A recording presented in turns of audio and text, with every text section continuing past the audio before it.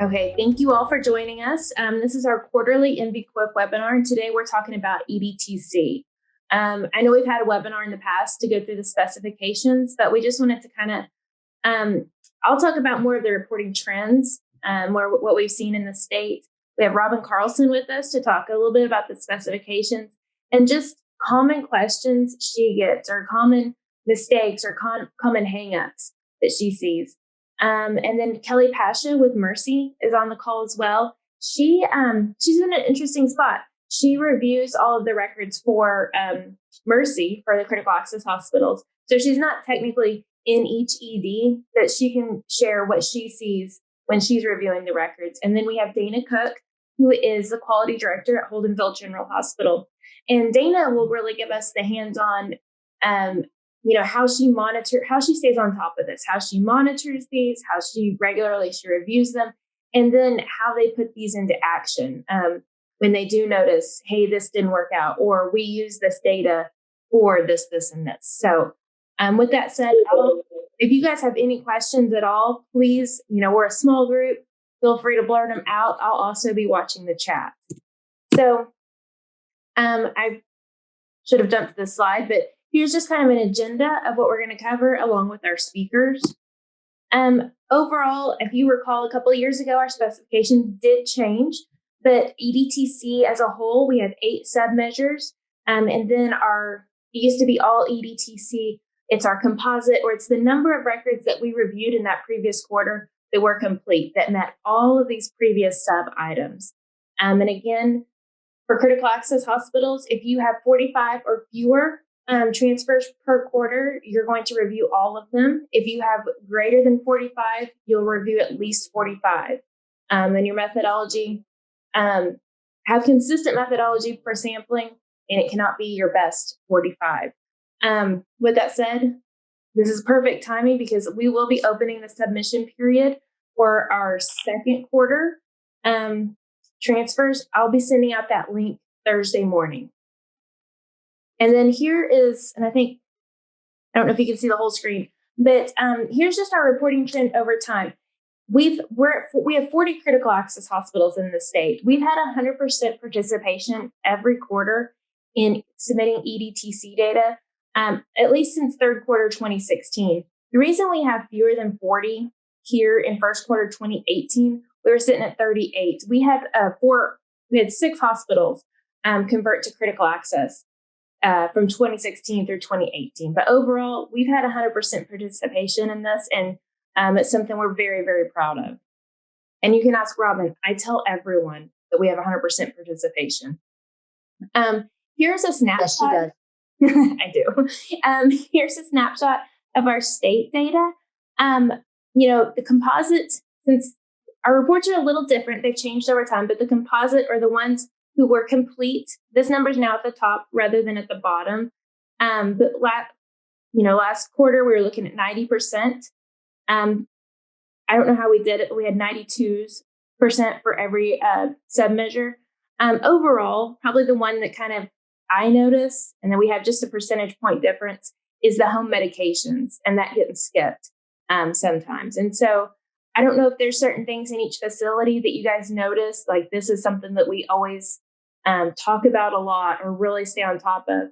But I have heard from other folks, the home medications is one that I wouldn't say gets overlooked when we're meeting with the patient, but possibly gets overlooked when we're documenting on the patient. And that is all I had, just to give you some state level snapshot. I'm going to stop sharing and let Robyn share her screen. Hi, can you see the specifications manual? Yes. Okay, thank you. Thanks for inviting me today, Lara. I know I've been on with at least some of you on webinars before. So I think everybody kind of knows who I am. I work with the Rural Quality Improvement Technical Assistance Team, and so I assist the Laras in all the states in assisting their critical access hospitals with the data reporting. So this is the manual for EDTC. And if anybody doesn't know where I found this, here is, I can Laura, maybe you can make sure that everybody knows or puts the link in the chat or whatever.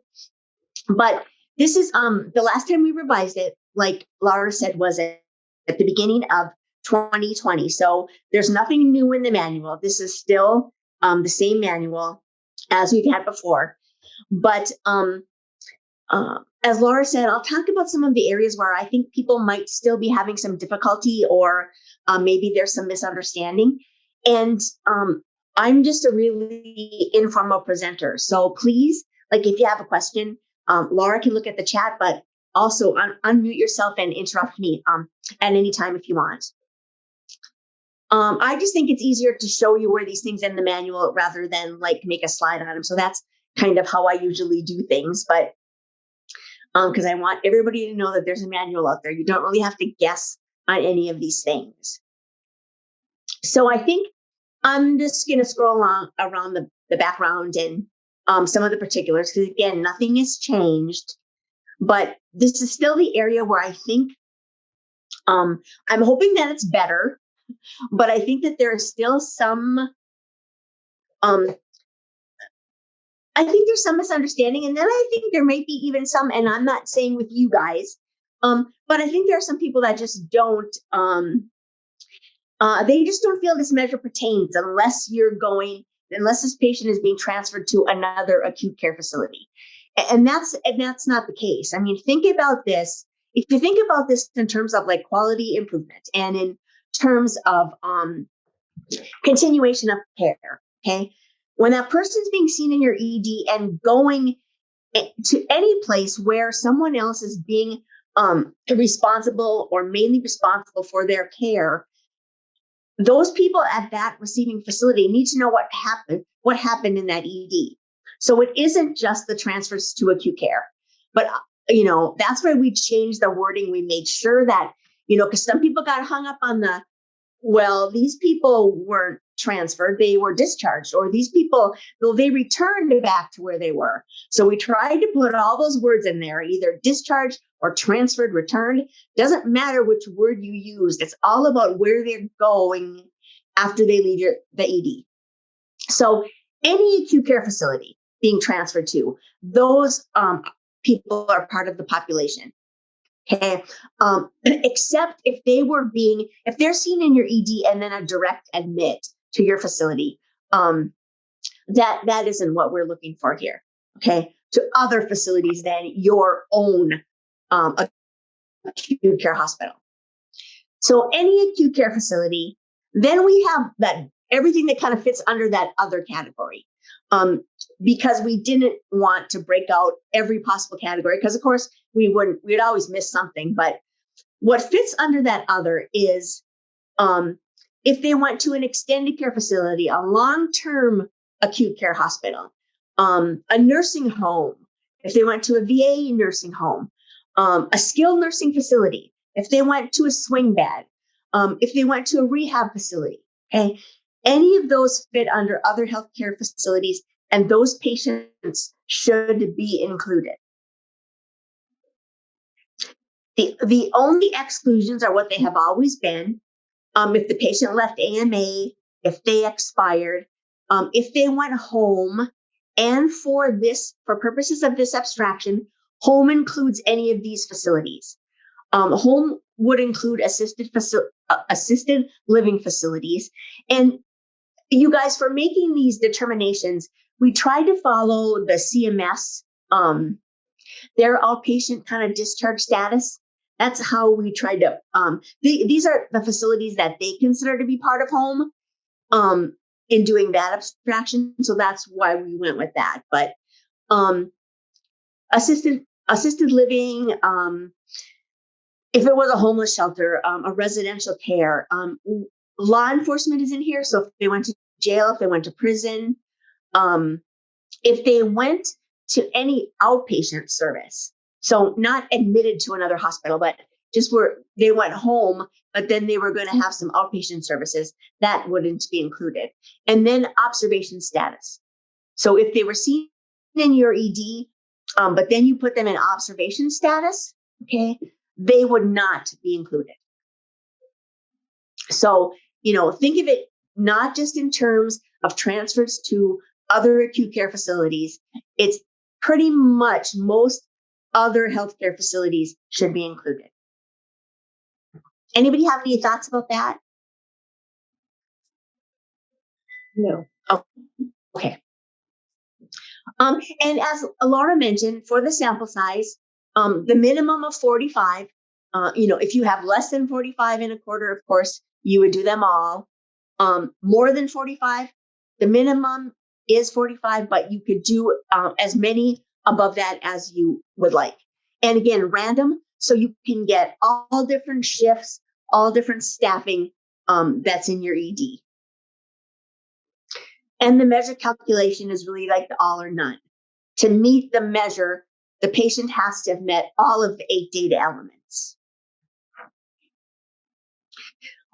Just a little bit about the definition of sent. Okay, when we use the word sent in everything that's upcoming, what we mean is a hard copy sent directly with the patient. I think that's pretty clear. Somebody printed it off and sent it with the patient.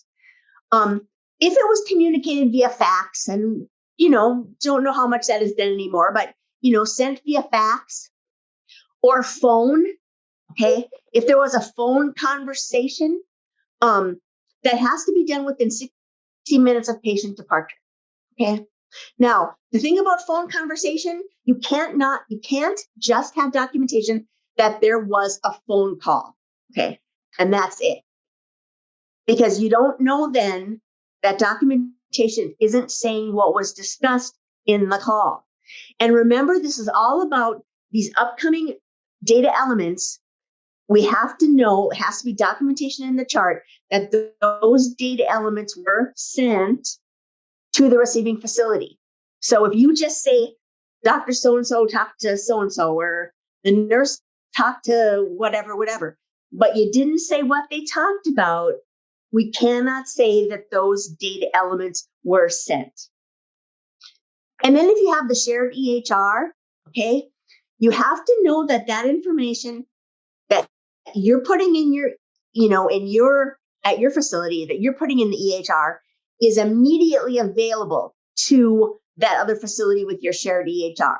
Okay, if there's a situation where the system only updates at midnight, or once a day or whatever, then yeah, you might have a shared EHR. But if that data is not in there for that facility, then it doesn't meet the sent.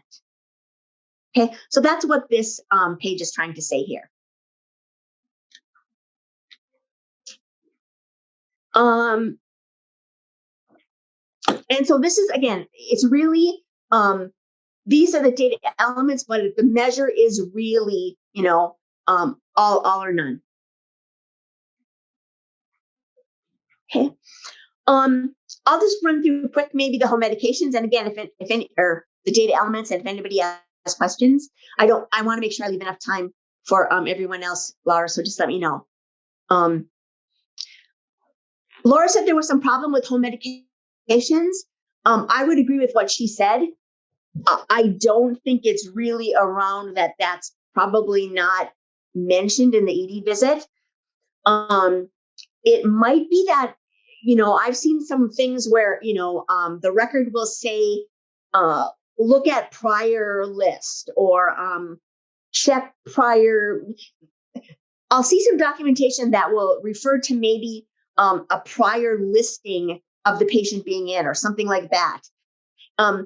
If that prior listing doesn't get sent to the receiving facility, then that's like a no. Okay, we need to know were these home medications reviewed in this stay that we are talking about, in this visit to the ED right now. So I think sometimes that's where there's an issue around that. And again, if anybody has any questions, just please feel free to interrupt. Allergies and reactions, I think that's pretty clear. There needs to be some documentation around that. Meds administered in the ED, again, I think that's pretty clear.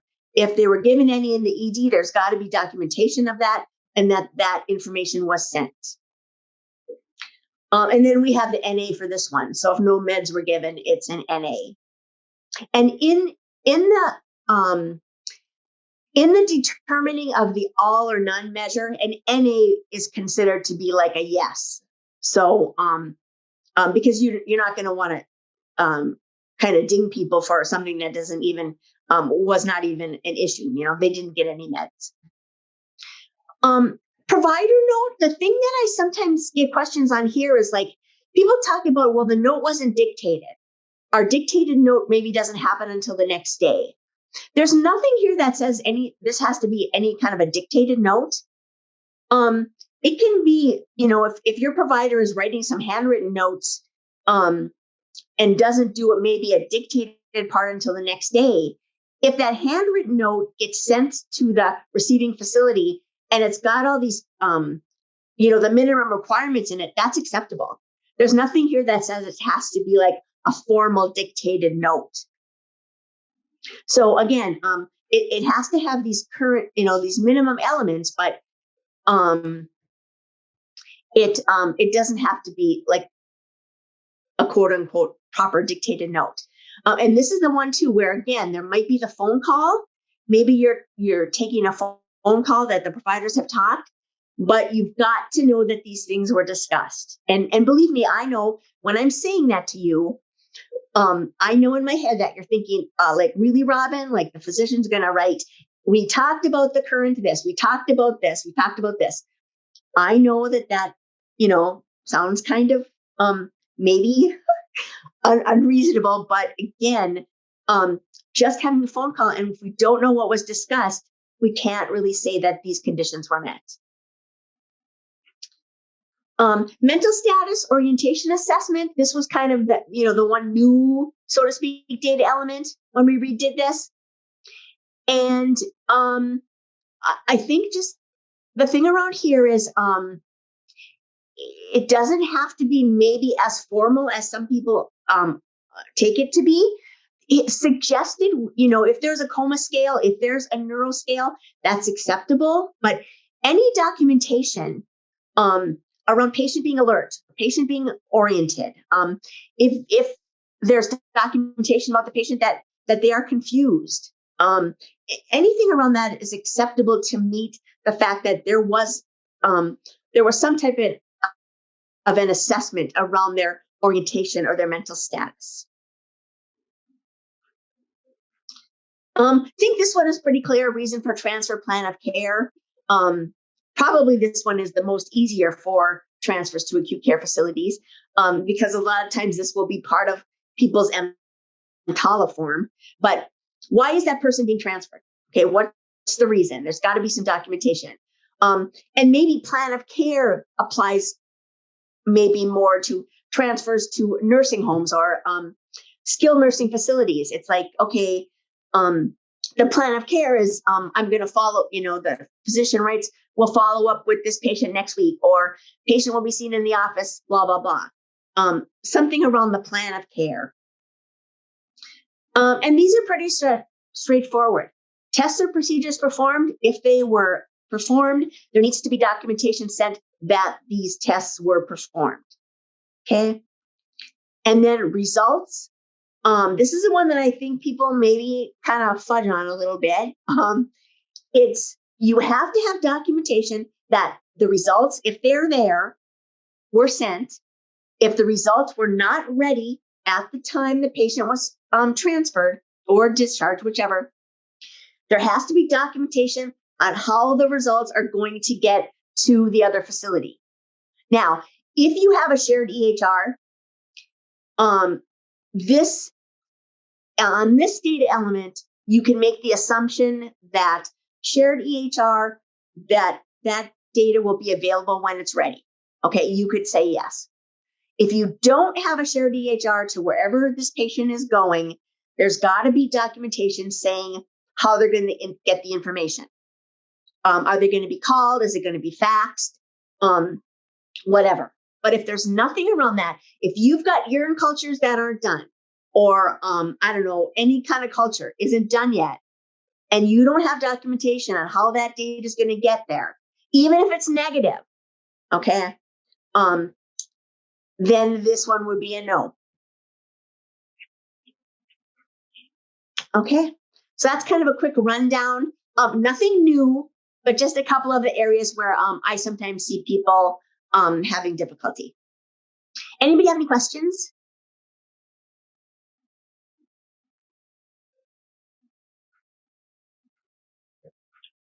Robyn, this is Lara. I don't see anything in the chat. So. Okay. I can stop sharing now so you can pull up. Okay. Okay. And I'll just kind of hang on for the rest of the webinar in case anybody has any questions later on. That sounds great. All right, Kelly, we'll turn it over to you.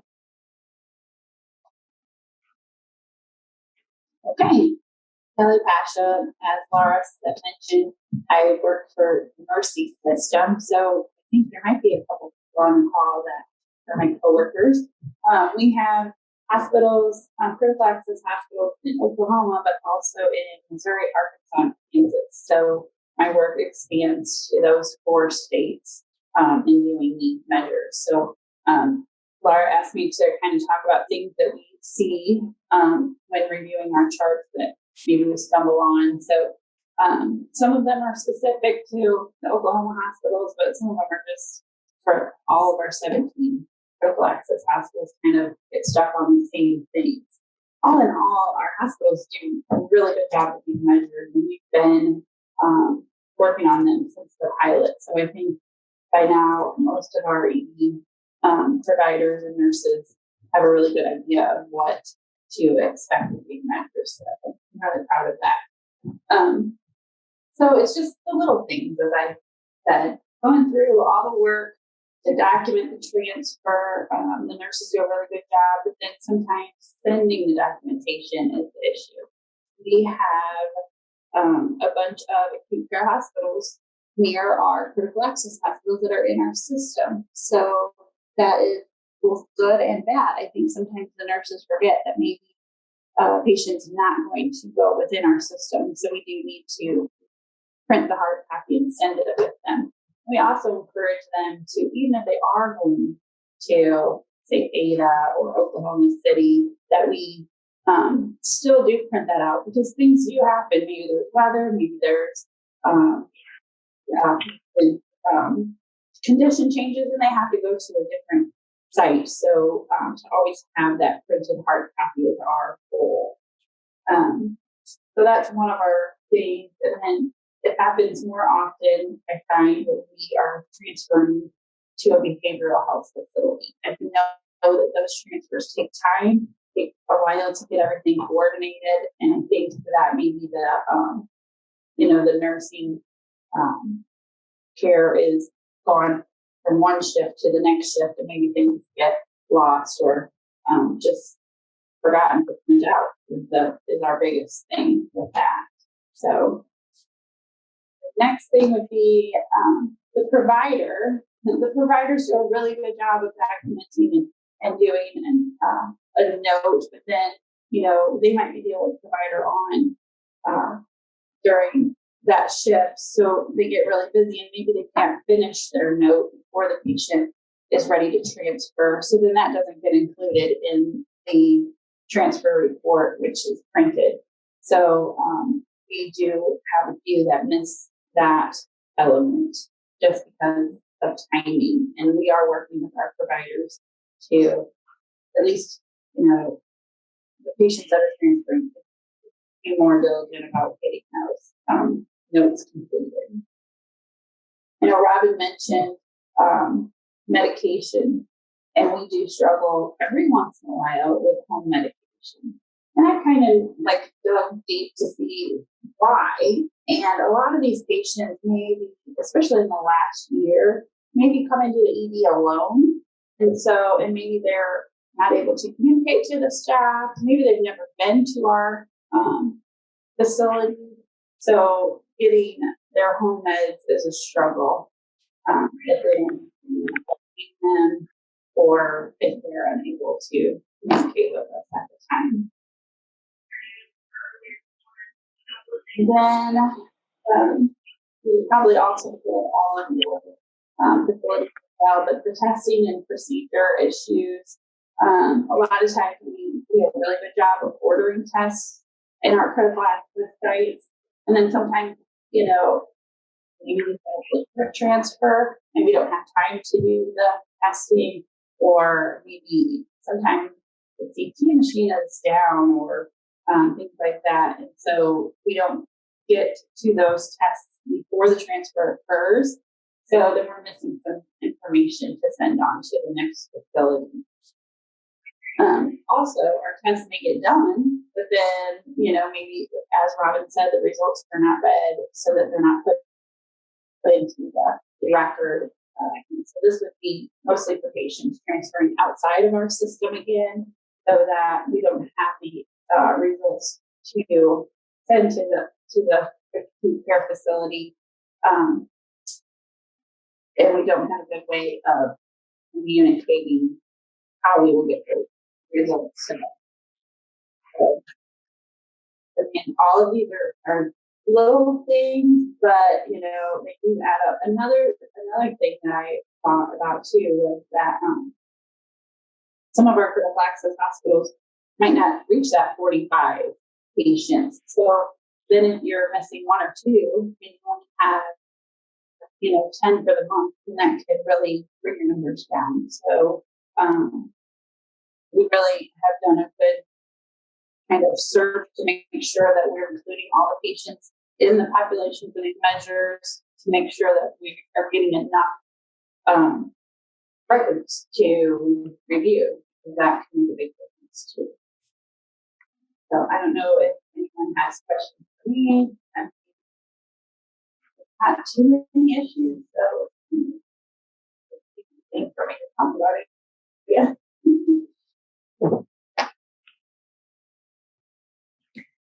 Thank you, Kelly. Thank you for sharing with us. Next, we have Dana in Holdenville. And Dana, I'll go ahead and share your screenshots too. Okay. You want me to just tell you when I'm ready for those? Or are you going to do it now? I'll go ahead and get it up, and you can tell me what to do. Okay. So, like she said, my name is Dana Cook. I am the Quality Risk Manager at Holdenville General Hospital. And Laura asked me to kind of share our process for tracking and improving our compliance with the EDTC measures. I don't know that we do anything a lot different than anywhere else, but I'm certainly happy to share our processes and what we have found that works for us. And just real quick, I do look at a lot of transfers. I look at all of our transfers from the inpatient side as well, which I'm sure most do, just because it tells us, you can find out a lot of information by looking at transfers. So from the inpatient side, it can tell me, did we identify a deteriorating condition quick enough? Did we have issues with transfers? Did we have problems? Did we document everything appropriately, both the nurse and the provider? Then on the ER side, what I found works best for us is I review transfers almost on a daily basis. I look at our ER log every time I come in first thing in the morning.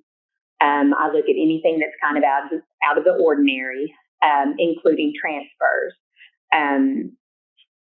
I'm looking at it from a lot of different perspectives, not just the EDTC measures, but, are we transferring people we could take care of here? Are we, is there transfers we're sending out that we can get back into our swing bed later that we need to follow up on? Did we have unnecessary delays with transport, with getting accepting facilities? So all of those are things that I try to look at on an ongoing basis. And that allows us to find issues before they get, and not allow them to just go on and on and on. So we do have struggles with some things, but the EDTC measures has been something that we've been able to perform fairly well at. One of the, and I'm going to give credit where credit's due, I think one of the reasons why we have done well on this is because of our staff back there. We have a lot of really experienced nurses, experienced providers. They're very efficient. I think our staffing is very good back there. It's very, we have adequate staffing for the numbers that we see. And so it's very, very rarely that we do not get a chart completed before that patient is transferred. Our providers are really good about getting their documentation done. So that's something that they do that makes it easier on me. So my process is, when that quarter's over, obviously I will print my list by disposition code. I think it was interesting that Robyn mentioned about, making sure you're getting those transfers that go to back to nursing homes and things like that. Our nursing staff knows how frustrating it is for them to get those patients that are coming into our ER from a nursing home, even from a clinic sometimes, and they get, no information on them. And so I think that helps them understand how important it is that they then in turn provide information to those places that we're sending these patients back to or transferring them to. So once I get my list and I get my sample, and I do try to get every provider and each nurse shift represented in that sample. What I do first is look at that chart to make sure every data element is present in the chart. Like y'all been talking about, home medications on occasion are an issue. But my understanding, and Robyn, it can correct me if I'm wrong, is if a patient is unable to answer, if they're unresponsive or unconscious or, cannot provide that list, and we document that can be counted as a yes. Am I wrong, Robyn? No, you're not wrong. Okay. I want to make sure. So once I look at the chart and determine that all of those data elements are there, then I look to see, did we document that all of that was provided to them? What we did is develop a template in our EMR, and it was kind of hard to screenshot this because the template kind of goes on. You have to scroll over to get all of it, and we didn't get all of our options in this screenshot, but it allows us to say, were they transferred, were they sent back to the nursing home, whatever, were they sent home, what time, who we gave report to, what the transporting agency was that sent them, and then did we send copies of the medical record, including all of their procedures, their results, to that facility, and how we sent those. So there's the first part of it. Laura, you can go to the next screen. It shows a little more of the template.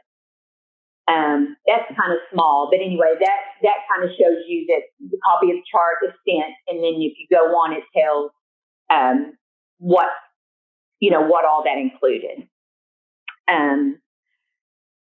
So that template, we've had to kind of tweak that template over time as we find that there are issues with it. There was a time when all of our labs and all of our radiology and imaging reports load into our medical record. We've changed our radiology group. We've had some interface issues, so we've had to change our template that actually shows that we sent copies of all of the imaging reports along with the patient, or fax, however we got that to them. Now, we very rarely fax anything except, like she was saying, culture reports that come in later. They're just really good about getting everything done at the time, and then we send hard copies with the patient. Now, sometimes we find issues, like, for instance, on reviewing our charts, I noticed we had a couple of transfers that did not have the documentation that a copy of the record was sent. It was a new nurse. She was actually a contract nurse, and what she was doing is she wasn't scrolling all the way over in that template that we created to capture that documentation. But because we're looking at those on a daily, or at least every other day, we were able to catch that. We were able to talk to her provide some additional information, and then that took care of that problem. And at least we didn't wait until the end of the quarter and then find that was an issue. And that's really about it. This last screenshot, you'll see it says that's kind of how it looks like in the finish. A copy of the medical record, including lab and imaging reports, sent to the receiving facility. So that was the particular. Those were the answers that we gave on this particular template. Depending on where they go, how you send the report, what all you send, that's going to look different. But it just gives you all those options. We are not a part of a big system, so I don't know how it works when you're part of a big system, but we have the option of being able to change our templates pretty quickly and pretty easily when we find the need to. So that's probably an advantage as well. We don't have to, it doesn't have to be approved through a big committee or, it's just our medical staff and our nursing staff. So we can change those pretty easily when we find that we need to. And that's really it. I don't know if anybody has any questions, or if anyone, the system we use, the EMR we use in the ER is EDIS. It's a MedHost product. I don't know if anyone else uses that or not, but anyway, that's about all I have if there's no questions. All right. Thank you, Dana. Hey, could I just this is Robyn, and Dana, I just wanted to say that was like really a great comment that you made about like your nursing and ED staff knowing what it's like or not being happy when they have patients who come from the nursing home or perhaps come from like a clinic or physician's office and they get nothing. They don't get any information with them. So using that kind of as saying, hey, you know what it's like when this happens to you. So you don't want that to happen to the next staff where that patient's going. That was a great comment. Yeah. That is one thing that really, it's hard to provide care when you do not have all the information that you need. And so this is a very important element of care in the transitions of care. And, like we know, that's an area where lots of errors are made and can lead to a lot of patient care errors. So definitely important.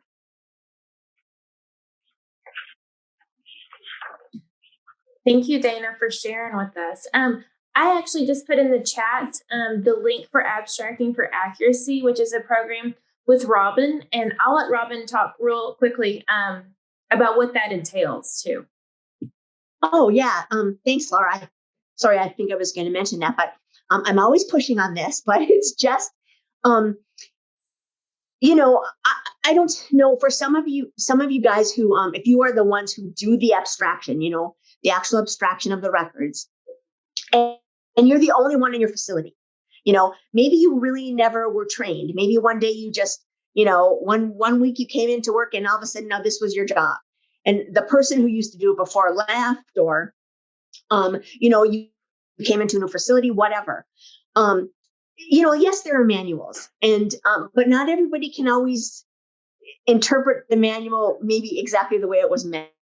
I know how they're written, and sometimes it's easy. You just read it this way, and that's the way you read it. And you don't know that maybe it wasn't correct until someone is able to point it out to you. So, because there's no real abstraction training. So develop this process that we call abstracting for accuracy.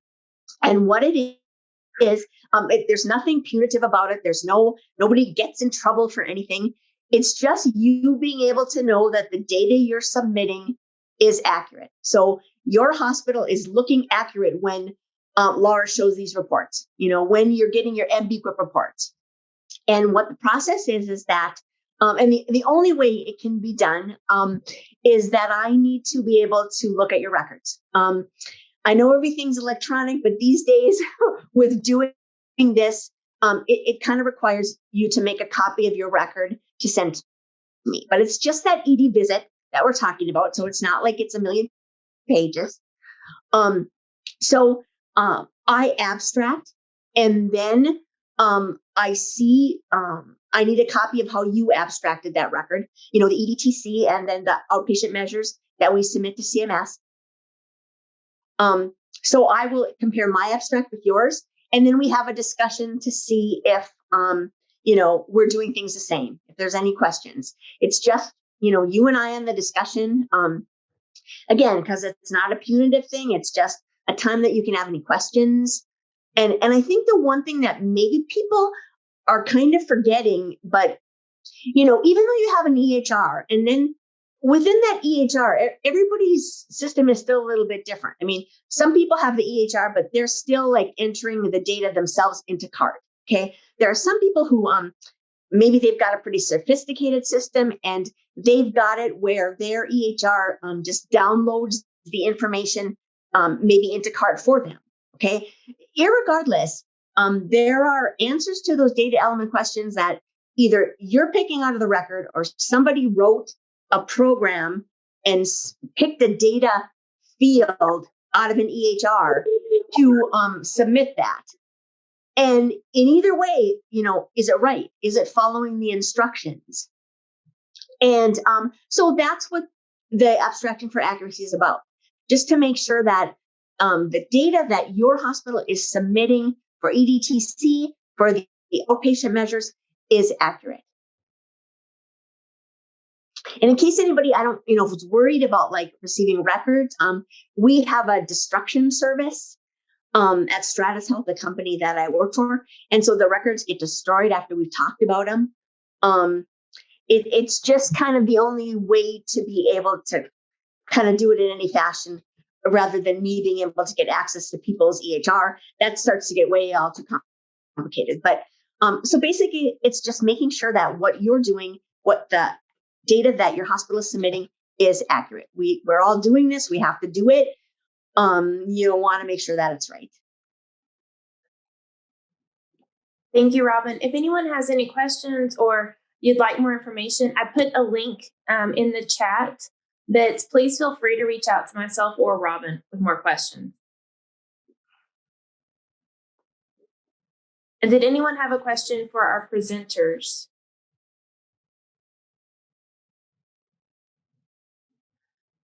All right. Well, I know this will be this coming quarter will be the first one for a couple of folks on the call to do their reporting. So please, as you get in there, if you have any questions, concerns, please let us know. And also, we're always looking for ideas, best practices, folks to share just what you're doing in your facility, the conversations you're having around EDTC, around any of the other data measures that are submitted. So again, we're always open to hear those, to present on those, and we're always looking for presenters. But thank you guys for your time, and thank you, Robyn, Kelly, and Dana for presenting and sharing with us. If there are no further questions, everyone have a great day. Thank you. Thank you. Thank you. Bye-bye. Thank you.